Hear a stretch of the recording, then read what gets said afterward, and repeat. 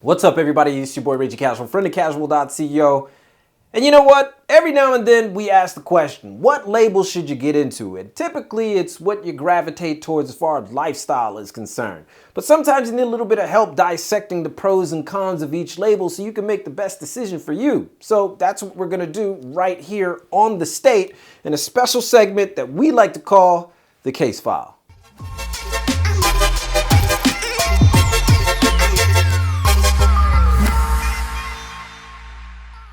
Now sure, we could begin with any other Japanese brand, but why not start with the biggest one? Why not start with the one that is equal parts contentious and admired around the world? Sure, taking a bathing ape in lukewarm water is probably the easy route, but it's also one that is mired in questions. Why should you get into BAPE? So today we're gonna break down the pros, 5 pros, and 5 cons to give you better insight on making a decision whether you should drape in BAPE. First on the pro list is its history. It's no secret that BAPE's cachet of iconic designs are the stuff of legends. The shark and tiger hoodie, ABC First camo, the ape head logo have been seared into the heads of streetwear enthusiasts the world over. Off the strength of that alone, you could say that BAPE is worth it. You always know exactly what you're getting into and exactly what you're wearing and exactly what it represents in the grand scheme of street fashion. Next up on the pro list, we got Flex Central. That's right, BAPE is a Flex Central brand. If you're just getting into flexing or if that's your thing, then BAPE is the brand to get started with. With its loud color scheme and out-of-bounds design method, BAPE has become the de facto and most notorious head-to-toe brand. It's why we have the term draped in BAPE. And if that's your thing, BAPE definitely provides the answer with a slew of head-to-toe items. Next up, we got the BAPE community. Now, outside of Supreme, BAPE has one of the largest and strongest communities in street fashion or streetwear, whatever you want to call it.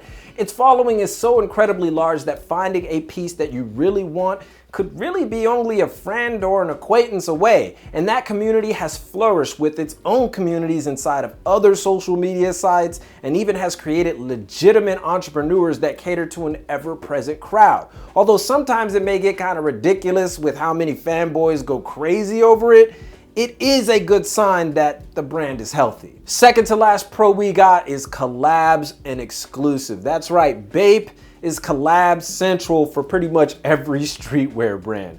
From about any brand in general, from Neighborhood to Coca-Cola, from Dragon Ball to Champion, BAPE provides you with exclusive after exclusive every single year. Again, another testament of being the flex brand. And getting a collab from BAPE, an exclusive collab, can quickly become a grail for many the street fashion enthusiasts. And the number one pro for BAPE is that they're up on the trends. Now, regardless of what you think about trends and regardless if you like that or not, the collections from BAPE are often solid, even if a lot of people don't buy them. They are on the trends of the time. This is a brand that can go from indigo collection to military inspired collection to even a tech collection all under one roof. BAPE gives you everything while maintaining its whimsical nature.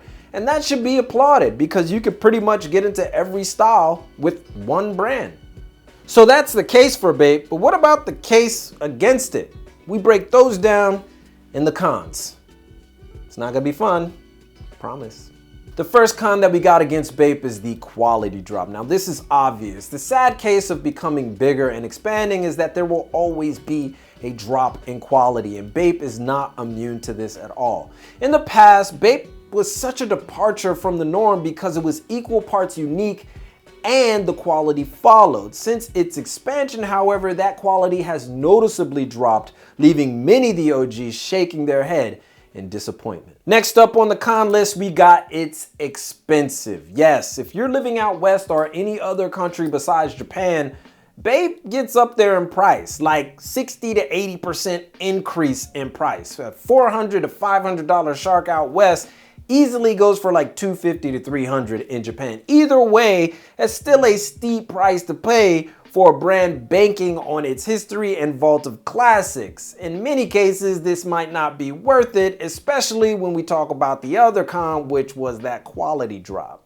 Next con we got is the collab duds. Yes, BAPE is known for its massive amounts of collabs every year, but the amount of duds they sling out are the things of legends. DBZ collabs are contentious at best for constantly shoehorning Baby Milo. Antisocial Social Club was a complete, like, wait, what? And the constant movie collabs are a hit or miss.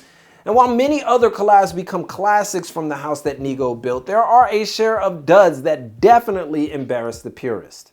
Next up in that con list, we got sizing. Yes, anybody who has messed with BAPE knows that this is an issue. Nobody truly knows what their BAPE size is. Nobody.